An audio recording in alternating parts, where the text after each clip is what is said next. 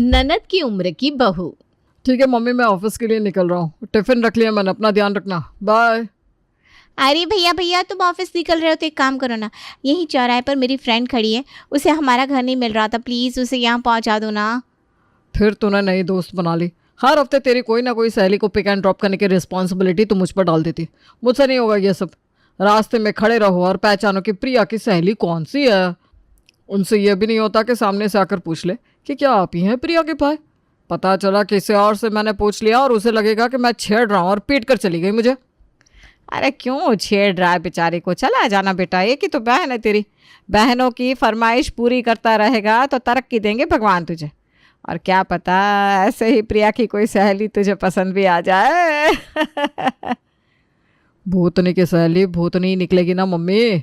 और ये लड़कियों की बात ना मुझसे मत किया करो, मुझे घिन आती है। छी छी छी। और अपनी कार लिए आदित्य चला जाता है अपनी बहन की सहेली को लाने, जहाँ चौराहे पर उसकी नज़र गीत पर पड़ती है। आदित्य गीत को देखता रह जाता है। एक्सक्यूज़ मी, कहीं आपको प्रिया ने तो नहीं भेजा? जी हाँ, मैं ही हूँ प्रिया का भाई। आइए कार में बैठ जाइए। नहीं नहीं, आप मुझे रास्ता बता दीजिए, आप शायद कहीं निकल रहे हैं ना, आपको देरी हो जाएगी। ऑफिस का कोई छोटा मोटा एम्प्लॉय नहीं हूँ मैं जो देरी से पहुँचने पर डांट पड़े। मैनेजर हूँ मैं, आप बेफिक्र रहिए। गीत से बात करता हुआ आदित्य उसे अपने घर ड्रॉप कर देता है और ऑफिस चला जाता है। पर आज ऑफिस में आदित्य का किसी भी काम में मन नहीं लगता। उसकी आंखों के सामने तो बस बार बार गीत आ रही थी। 2 दिन बाद खाने के टेबल पर। आजकल तेरी सहेलियाँ घर नहीं आती, क्या बात है? कहीं तुमने फिर से उनसे झगड़ा तो नहीं कर लिया ना? हाँ हाँ, तुम्हें तो बस यही लगता है कि मैं झगड़ालू हूँ, पर बाकी सबको नहीं लगता। And for your kind information, कल मैं और गीत मूवी देखने जा रहे हैं। तो तुझे कॉलेज नहीं जाना क्या? कॉलेज छोड़कर मूवी देखने जाएगी? अरे हाँ, कल तो संडे है। इसीलिए तो जा रही हूँ भैया। इतनी दूर हॉल तक तुम लोग कैसे जाओगे? देखो ऑटो वोटो ना सेफ नहीं है। मैं कार से तुम दोनों को छोड़ देता हूँ और बाहर ही वेट कर लूँगा। मूवी जब ओवर हो जाएगी तो वापस ले आऊँगा। देख रही हो प्रिया, कितनी फिक्र है तुम्हारे भाई को तुम्हारी, और एक तुम हो जो दिन भर इसे सताती रहती हो। आज तो आदित्य के चेहरे पर अलग ही खुशी थी, क्योंकि उसे फिर से गीत से मिलने का मौका जो मिल रहा था। एक काम कीजिए आदित्य जी, आप भी हमारे साथ मूवी देखने चलिए ना, अच्छी मूवी है। 3 घंटे वैसे भी बाहर खड़े रहकर क्या करेंगे आप? गीत, प्रिया और आदित्य साथ में मूवी देखने के बाद लंच एंजॉय करते हैं और घर लौट आते हैं।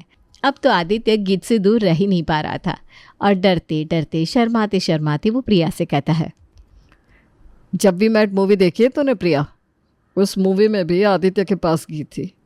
अब इस रियल लाइफ आदित्य से भी गीत को मिलवा दे प्रिया। मैं कुछ समझी नहीं भैया। रोज़ रोज़ पापा मम्मी मुझे शादी के लिए फोर्स कर रहे हैं। मुझे शादी तो नहीं करनी है, पर अगर करनी ही पड़े तो गीत ठीक है, गीत से मेरी बात चला देना। पहले तो आप मेरी सहेलियों को कामचोर और कम अकल कहते थे, और अब उनसे ही बात करना चाहते हो। अच्छा ठीक है, ये एहसान कर देती हूँ आप पर उसके लिए 5,000 रुपये लगेंगे। आदित्य फौरन अपनी जेब से 5,000 रुपये निकाल कर अपने बहन के हाथ में रख देता है और अगले ही दिन अपनी सहेली गीत को कॉल करके प्रिया एक पार्क में बुलाती है, पर वहाँ खुद ना पहुँचकर अपने भाई को भेज देती है। अरे गीत, तुम यहाँ अकेले? नहीं, मैं यहाँ अकेली नहीं हूँ, वो प्रिया ने कॉल किया है, वो आती होगी। तब तक मैं तुम्हारी कंपनी एंजॉय कर लेती हूँ। गीत को आदित्य पसंद आने लगा था। अब रोज़ धीरे धीरे दोनों मिलने लगे, बाइक में घूमना, रेस्टोरेंट जाना। अब प्रिया से छुपाकर भी गीत आदित्य के साथ टाइम स्पेंड करने लगी थी। गीता, क्या तुम मेरे बारे में अब भी कुछ जानना चाहती हो, या मैं अपने घर वालों को तुम्हारे बारे में बता दूँ? जान तो मैं तुम्हें पहले ही दिन गई थी। जल्दी जल्दी अपने घर वालों को बता दो और मेरे घर रिश्ता लेकर आ जाओ बस। आदित्य गीत के घर रिश्ता लेकर पहुंच जाता है और अपनी सहेली की भाभी बनकर गीत उसके घर आ जाती है। यूँ तो ससुराल में आने के बाद बहू अपने पति के कमरे में जाती है, पर यहाँ ऐसा कुछ भी नहीं होने वाला था। ये क्या बात हुई प्रिया? मैंने तुझे कहा था ना अपने भाई भाभी का कमरा तैयार करवा देना, क्यों नहीं सजवाया तूने कमरा? मैं भी जवाब दिलवा दी हूँ मम्मी। बता गीत, तुझे कोई प्रॉब्लम है क्या कि मैंने तेरा कमरा तैयार नहीं करवाया? अरे मुझे क्या प्रॉब्लम होगी प्रिया, ऐसे भी मुझे पता है जो खुद का होमवर्क खुद नहीं करती तो तू मेरा कमरा क्या तैयार करवाएगी? और मेरे पीछे तूने मेरे भाई से सेटिंग कर ली, मुझे बताया भी नहीं। चल आज रात को मैं तेरी क्लास लगाती हूँ। अरे तू ऐसे क्यों कह रही है प्रिया? मैं तुझे कभी धोखा नहीं दे सकती। तुम मेरी बेस्ट फ्रेंड हो। चलो मैं तुम्हें बताती हूँ क्या मैटर हुआ। आदित्य को अकेला छोड़कर गीत प्रिया के कमरे में चली जाती है और अपनी सुहाग रात की रात आदित्य अपनी बीवी का वेट करता रह जाता है और गीत आराम से प्रिया के साथ खर्राटे मारकर सो जाती है। अगली सुबह पानी की छींटें आदित्य के चेहरे पर पड़ती है और उसे ख्वाब में गीत दिखाई पड़ती है। अब मिली है फुर्सत मैडम को, मेरे पास आओ बेबी। अरे पिटवा हाथ छोड़ो, ये हमारा हाथ है, हम है कमला। कमला आंटी आप सॉरी, मुझे लगा गीत है। बहू तो प्रिया बिटिया के साथ उसके कमरे में सो रहल है। 10 बजे प्रिया के साथ ही गीत भी जागती है। नाश्ते के टेबल पर गीत के सास ससुर और आदित्य उसका इंतजार कर रहे थे कि कमरे से दोनों सहेलियां बिल्कुल सेम टू सेम कपड़े पहनकर बाहर निकलती हैं। मम्मी मैं फेयरवेल पार्टी के लिए निकल रही हूँ। मम्मी जी मैं भी फेयरवेल पार्टी के लिए निकल रही हूँ। न हेलो हाय न सलाम न नमस्ते। जैसे प्रिया दरवाजे के बाहर निकलती है गीत भी बाहर निकल जाती है। मुझे टिफिन के लिए पूछा भी नहीं गीत ने, यह क्या बात हुई? शादी में सब्जियां जो बची थी मैंने कैटरिंग वालों से घर पर मंगवा ली थी। आलू की सब्जी और पूरियां गरम करके ले आती हूँ। मेरे लिए पनीर की सब्जी गरम कर दीजिएगा। गुलाब जामुन भी बचे थे क्या? और नहीं तो क्या, आधा से ज़्यादा सामान तो बच ही गया था। रिसॉर्ट इतनी दूर था शहर से कि जिनके पास कार नहीं थी वो तो पहुंच ही नहीं पाए। इतनी ठंड में ऑटो वोटो से आना सभी को जचता भी तो नहीं। कैटरिंग वाले सोच रहे थे कि बचा हुआ सारा खाना वापस ले जाएंगे। अरे क्यों भाई, जब फुल कैटरिंग के पैसे दिए तो खाना क्यों छोड़े हम। दिमाग की तो तेज़ है ही आप। पर ये खाना हम ज़्यादा दिन रख नहीं पाएंगे, मोहल्ले वालों में बंटवा देंगे, सबके सामने हमारी इज्जत भी बढ़ जाएगी। क्या कहती हैं आप? हाँ ये भी सही है। तुझे भी अपने किसी दोस्त को खाने पर बुलाना है तो बुला ले बेटा।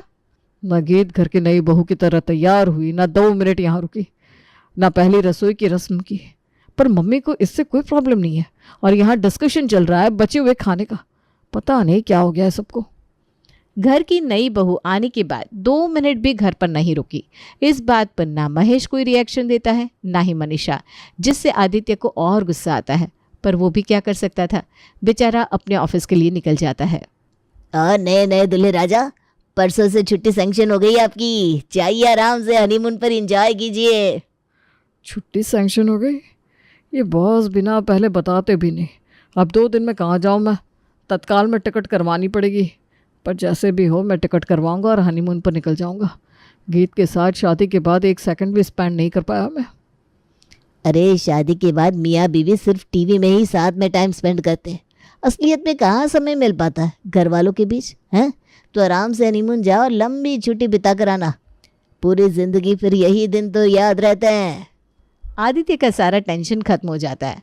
वो खुशी खुशी रात को घर पहुंचता है, जहां आदित्य को देखते ही गीत उसके पीछे पीछे कमरे में चली जाती है। बड़े खुश लग रहे हो, क्या बात है? हनीमून पर कहाँ जाना चाहोगी? छुट्टी मिल गई तुम्हें? तभी बाहर से आवाज़ आती है।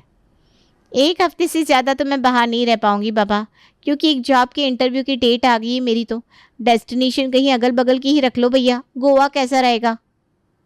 पढ़ाई में भले तू 0 है, पर इन सब में ना तुझसे ज़्यादा तेज दिमाग किसी का नहीं चलता। Goa is the best. Goa final कर दो आदित्य। ठीक है, फिर मैं गोवा के 2 टिकट्स करवा देता हूँ। ये क्या बोल रहे हो आदित्य? जिसने सजेशन दिया है उसे छोड़कर जाओगे? कितना बुरा लगेगा प्रिया को।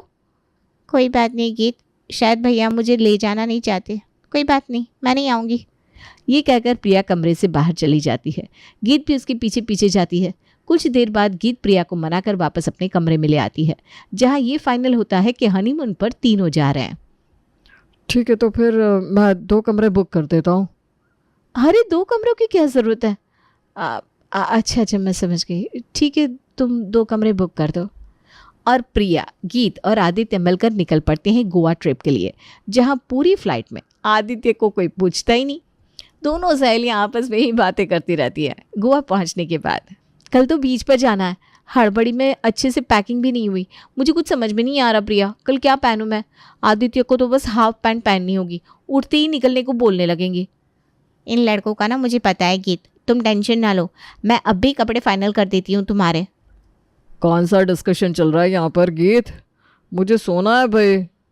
अच्छा तुम्हें सोना है तो सो जाओ ना, हम दूसरे कमरे में चले जाते हैं। और अपने हनीमून पर अपने पति को दूसरे कमरे में छोड़कर गीत प्रिया के साथ सोने चली जाती है। इसी तरह 5 दिन बीत जाते हैं और तीनों वापस लौट आते हैं। जैसे ही आदित्य वापस लौटता है उसे उसके दोस्त का कॉल आता है। और मना लिया हनीमून? चल भाई अब काम पर आ जा, 50 बार बॉस तेरे लिए पूछ चुके हैं।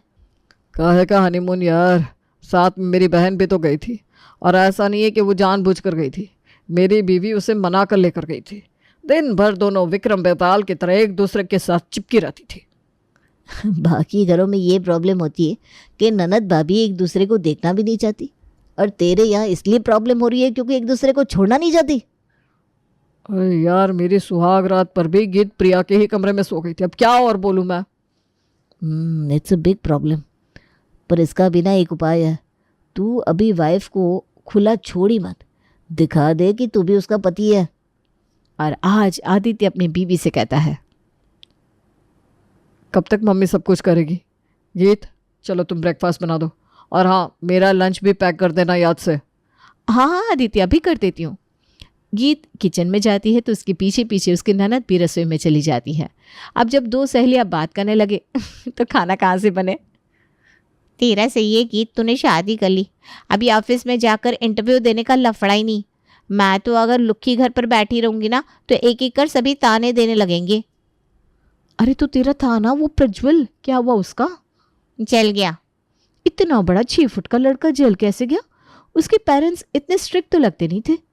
अरे पराठा जल गया और सब्जी भी। ओए हाय, तुमसे बात करने में ध्यान ही नहीं रहा।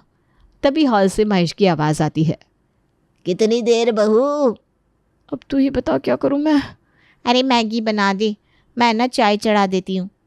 और नाश्ते में सभी को परोसे जाते हैं मैगी और चाय। ये होता है ब्रेकफास्ट? गीत, भूलो मत कि तुम्हारी शादी हो चुकी है।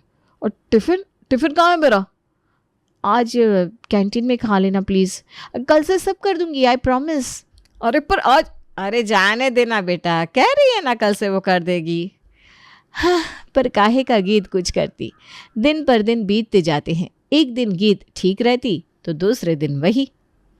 तुम भूल ना जाओ, इसलिए फिर से याद दिला रहा हूँ, मैं आज दोपहर को ही लौट आऊँगा, फिर हम बाहर चलेंगे। हो गया, समझ गई आदित्य मैं। तुम जाओ तो पहले, तब तो लौटोगे ना। आदित्य को भेजने के बाद गीत एक अच्छी बहू की तरह कपड़े धोकर सुखा देती है, घर में झाड़ू पोछा करती है और दोपहर के खाने की तैयारी करने लगती है। तभी प्रिया जुम्बा क्लासेस के लिए तैयार होकर अपने कमरे से बाहर आती है। कहाँ जा रही हो तुम प्रिया? घर पर बैठे बैठे वेट पुट ऑन हो रहा है बेकार में, इसलिए जुम्बा क्लासेस ज्वाइन कर लिया। ये क्या बात हुई, तुमने मुझे बताया भी नहीं। मैं भी चलूंगी ना तुम्हारे साथ। और सब कुछ भूल भाल कर प्रिया के साथ जुम्बा क्लासेस निकल जाती है गीत। दोपहर को जब आदित्य घर लौट कर आता है तो उसे गीत कहीं नहीं मिलती। अरे वो तो प्रिया के साथ कहीं निकल गई बेटा, अब दोनों सहेलियाँ कहाँ गई है मुझे नहीं पता। पहली बात तो वो दोनों सहेलियाँ पहले थी मम्मी, अब तो वो दोनों ननद भाभी है। गीत का मेरी तरफ भी कोई फ़र्ज़ बनता है कि नहीं? पर मुझे भूलकर वो बस प्रिया प्रिया करती रहती है। आ जाने दो उसे, खैर नहीं उसकी। शाम को जब दोनों सहेलियाँ वापस लौटती है तो उनका स्वागत करता है आदित्य। कहाँ गई थी तुम गीत? मैं बताता हूँ, जुम्बा क्लासेस गई थी ना, मुझसे पूछा तुमने? अरे पर वो आपसे क्यों पूछेगी भैया, उसकी लाइफ नहीं है क्या? हाँ, मेरी लाइफ नहीं है क्या? मैं क्यों पूछूं तुमसे आदित्य?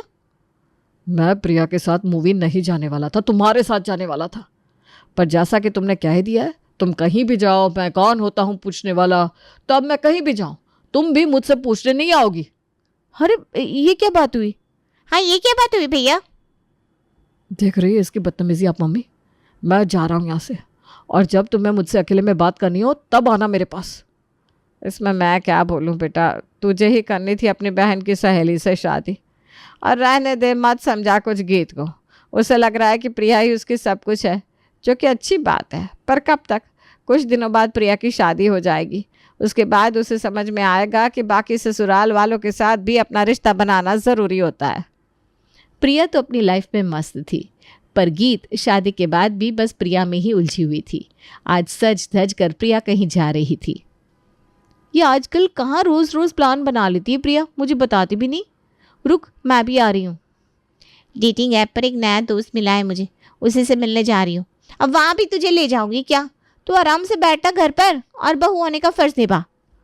पर मैंने तो तुझे अपने हनीमून में ले जाते वक्त ऐसा कुछ नहीं सोचा था। मैंने तुझसे कहा था क्या मुझे ले जा अपने हनीमून पर? ये तो खुद की समझ की बात होती है ना। मुझे तो इस बंदे से बात करनी है, तुझे नहीं करनी होगी भैया से बात, इसलिए मुझे लेकर गई। चल अब ये सब छोड़ और रात का खाना बना, वरना भैया बेकार में ही बिगड़ जाएंगे। आज पहली बार गीत को प्रिया की बात से ठेस पहुंचती है। गीत बिल्कुल गुमसुम हो गई थी। शाम को रसोई में जाकर गीत रात के खाने की तैयारी करने लगती है। पूरा खाना बनाकर गीत सभी को परोसती है। आज तो मेरी बहू ने बहुत ही अच्छा खाना बनाया है। क्या बात है बहू? कल से फिर से वही हो जाएगा पापा। तुम कुछ खा नहीं रही हो प्रिया? तो ऐसे भी खाना जला देती है, मुझे नहीं खाना। ये क्यों नहीं कहती कि बाहर खाना खाकर आई है? इन सब के बाद भी अपनी आदत से मजबूर गीत अपना पिलो लेकर प्रिया के कमरे में जाती है, जहां प्रिया दरवाज़ा लगाकर फ़ोन पर बात कर रही थी। प्रिया दरवाज़ा भी नहीं खोल रही, ये तो हद हो गई। आदित्य भी तो सो गया होगा, लगता है हॉल में ही सोना होगा। तभी आदित्य अपना हाथ गीत के कंधे पर रखता है। नहीं सोया आदित्य, हर रोज़ मैं 3 बजे तक तुम्हारे आने का वेट करता रहता हूँ, तो आज कैसे ना करता। जीवन साथी हूँ तुम्हारा। तुम यहाँ वहाँ चली गई थी, मैं तो यहीं था। मुझसे बहुत बड़ी गलती हो गई आदित्य, मुझे माफ़ कर दो। गीत फूट फूट कर रोने लगती है और आदित्य के गले लग जाती है। गीत को अपनी गलती का एहसास हो जाता है और आदित्य की मैरिड लाइफ हैप्पी हो जाती है।